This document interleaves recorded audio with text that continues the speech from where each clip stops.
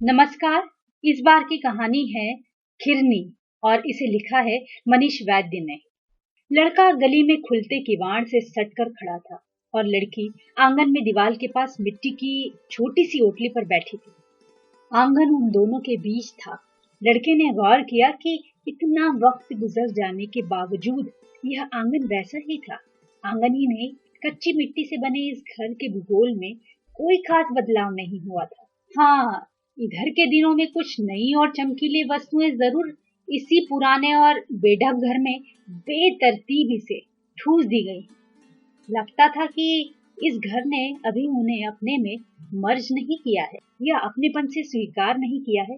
फिर भी नए चलन की ये वस्तुएं अपनी पूरी ढिठाई और बेहयाई से वहां मौजूद थी, जबकि अभी थोड़ी देर पहले ही उसने महसूस किया था कि इधर का गांव काफी हद तक बदल गया था। अब वहां पहले जैसा बहुत कम ही बचा था, ज्यादातर नया नवेला और सुविधा संपन्न।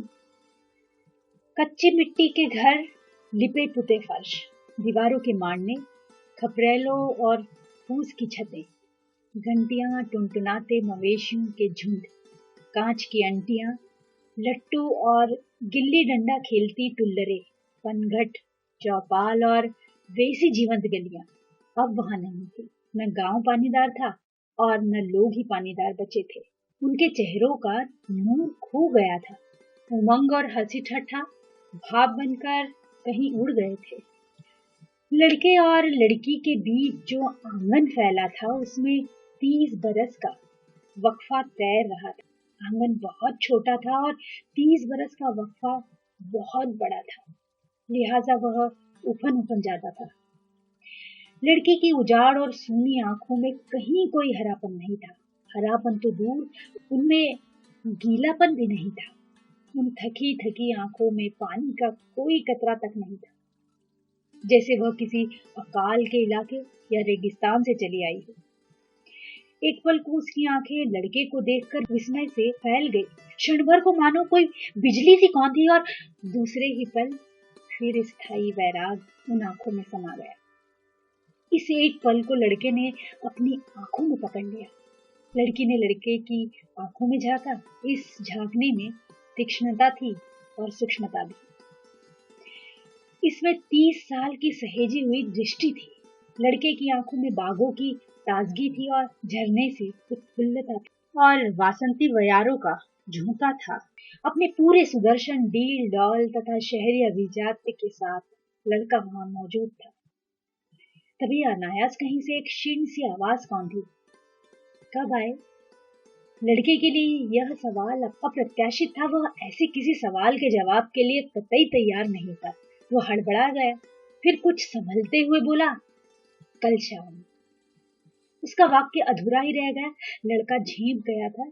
लड़की के सपाट चेहरे पर हल्की सी मुस्कान तैर गई। उसने अपनी मुस्कुराहट को होठों के कोनों में दबाते हुए जाना कि लंबा वक्फा भी कुछ आदतें बदल नहीं पाता।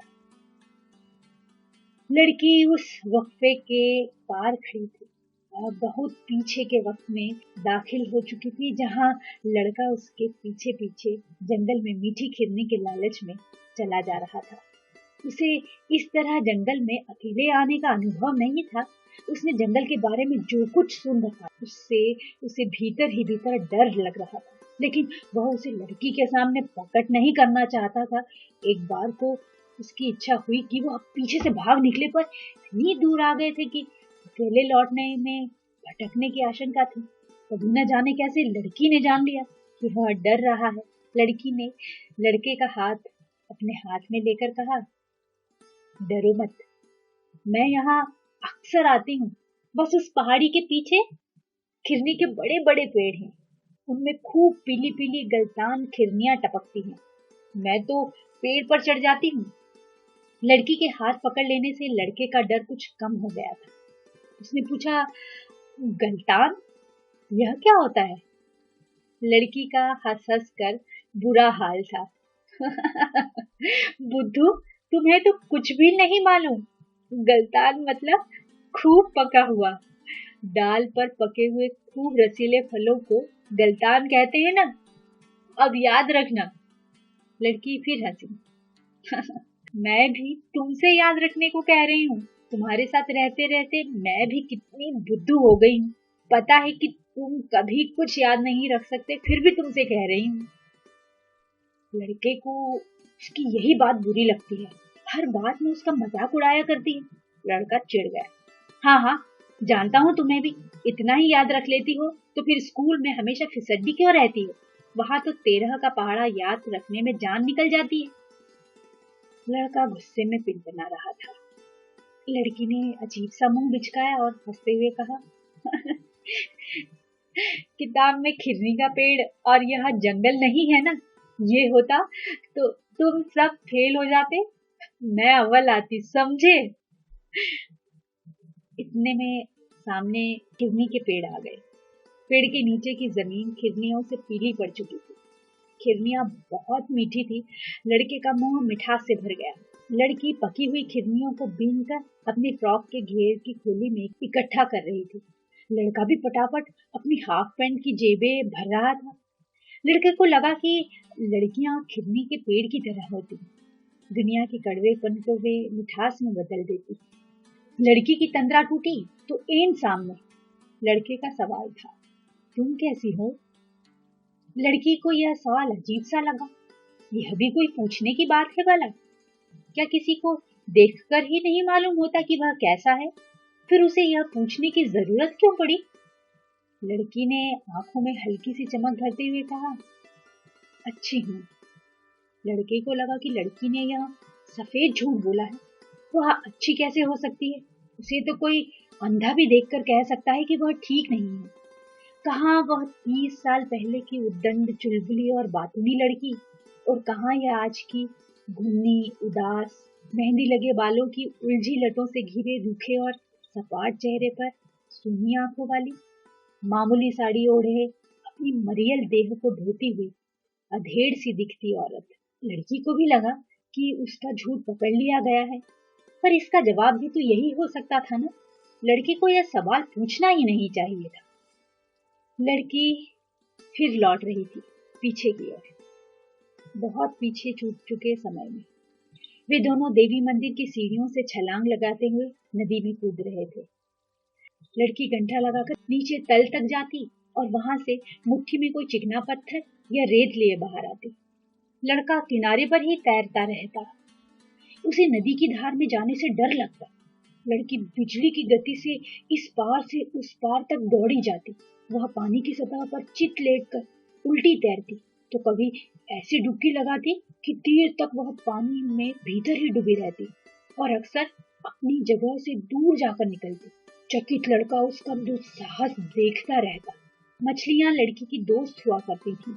वह हर मछली को पहचानती थी और उनकी खूब सारी बातें उसके पास हुआ करती थी। नदी में नहाने के बाद वह झाड़ियों के पीछे अपने गीले कपड़ों को इतनी जोर से निचोड़ती कि पानी की आखिरी बूंद तक निचोड़ जाए। फिर उन्हें धूप में सुखाती और उनके सूखने तक वहीं खरगोश की तरह दुबक कर बैठी रहती। इधर लड़का भी रेत की ढेरियों पर अपने कपड़े सुखाता। कुछ गीले भी होते तो बदन पर सूख जाते। कपड़े सूखने पर ही वे घर या स्कूल लौट सकते थे।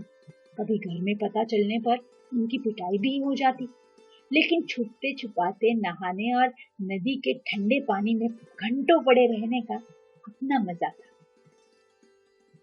रिमझिम बारिश की एक दोपहर देवी मंदिर के दालान से नीम की एक टहनी तोड़ते हुए उसने लड़के से पूछा था, तुम्हें नीम की पत्तियां कैसी लगती हैं? लड़के ने तपाक से कहा, यह भी कोई पूछने की बात है? नीम तो कड़वा ही होता है, पत्तियां कड़वी ही लगेगी ना। लड़की ने जीत की खुशी में दमकते हुए कहा, तभी तो मैं तुम्हें बुद्धू कहती हूँ। नीम की पत्तियां हमेशा कड़वी ही लगे यह जरूरी नहीं। सांप काटे हुए को जब ये पत्तियां खिलाते हैं ना, तो उसे ये मीठी लगती है। शरीर में जहर हो, कड़वा भी मीठा लगने लगता है, समझे? लड़के ने कहा, यह तो मेरे साथ चीटिंग है। बात सांप के कांटे की थी ही नहीं। आगे तो सुनो, मेरी दीदी कहती हैं, जो कोई किसी से प्रेम करता है तो उसे भी नीम की पत्तियां मीठी लगने लगती है। तुम खाकर देखो। लड़की ने कहा, लड़के ने बुरा सा मुंह बनाते हुए एक पत्ती जीभ पर रखी ही थी कि उसके मुंह में कड़वाहट भर गई। उसने तुरंत पत्ती थूक डाली। लड़की ने लड़के की आंखों में देखा और 2-3 पत्तियां चबाने लगी। लड़की पान के पत्ते की तरह उसे बाखुशी चबाती रही। लड़की ने कहा, यह तो मीठी है। लड़की को लगा कि लड़का उससे पूछेगा कि क्या तुम्हें भी प्रेम है, किससे? लेकिन लड़के ने कुछ नहीं पूछा। वह बार बार अपना गला खंगाल रहा था, जैसे कड़वाहट उसके भीतर तक चली गई हो, न जाने क्यों। लेकिन उसे लगा कि लड़के के मुंह में नीम की वह कड़वाहट अब तक घुली है। लड़की उस कड़वाहट के बारे में पूछना चाहती थी, लेकिन उसने पूछा, तुम्हारे कितने बच्चे हैं? लड़के को लगा कि उसने जानबूझकर शादी के बारे में नहीं पूछते हुए सीधे बच्चों के बारे में पूछा। लड़के ने झिझकते हुए कहा, 2, एक बेटा एक बेटी, दोनों वहीं पढ़ते हैं। लड़की उसकी पत्नी के बारे में पूछना चाहती थी, लेकिन क्या पूछे, यह सोचती रही। फिर अच्छा कहकर कुछ भी पूछने का विचार निरस्त कर दिया। तब स्कूल में बच्चे कपड़े के झोले में अपना बस्ता लाते थे। लड़के के झोले पर उसकी माँ ने कढ़ाई के रेशमी धागों से बहुत सुंदर हिरण बनाया था। भूरे धागों से उसका शरीर, काले धागों से उसके सींग और पैर की टापें। हिरण की आंखों में 2 मोती जड़े थे।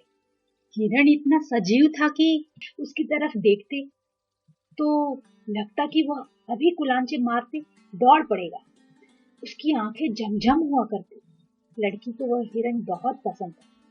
लड़की उसके पेट पर हाथ घुमाती तो लगता असली हिरण का ही स्पर्श है। हिरण उसकी तरफ प्यार से देखने लगता। उसे भी हिरण बहुत भाने लगा था। उसे हमेशा डर बना रहता कि कहीं यह हिरण किसी रात जंगल की तरफ लौट तो नहीं जाएगा। उसकी आंखों में खूब तेज दौड़ने का सपना वह देख चुकी थी। जमाने से उसकी होड़ थी, ये आगे बढ़ने का जुनून था। वह हर दौड़ जीत लेना चाहता था, हर बाजी उसके हक में करना चाहता था। दौड़ के लिए वह सब कुछ छोड़ सकता था। लड़की को अब यह हमेशा लगता कि कहीं वह उसे छोड़कर तो नहीं चला जाएगा। एक रात वह हिरण बस्ते के झोले से निकल गया और सजीव होकर लड़के की आत्मा में उतर गया। तब से अब तक लड़का उसी की तरह चौकड़ियां भरता रहता है। उसने लड़की को छोड़ा, घर छोड़ा, अपनी मिट्टी छोड़ी, गांव छोड़ा, नाते रिश्ते छोड़े, और सुनने में तो यहाँ तक आता है कि उसने अपनी आत्मा तक छोड़ दी है।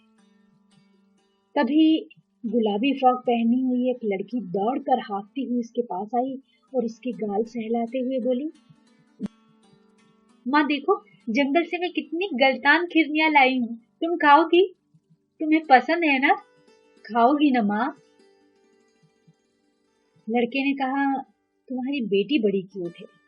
आगे जोड़ना चाहता था तुम्हारी तरह, लेकिन हमेशा की तरह इस बार भी वह हड़बड़ा गया। लड़की प्रशंसा भाव से कभी बेटी की तरफ तो कभी लड़के की तरफ देखती रही। उसी वक्त लड़के का मोबाइल बज उठा। उसने लड़की की ओर देखा, बायां हाथ हिलाकर विदा ली और दाएं हाथ से मोबाइल को कान पर सटाए तेज कदमों से गली की ओर बढ़ गया। लड़की उसे गली में गुम होते हुए देखती रही।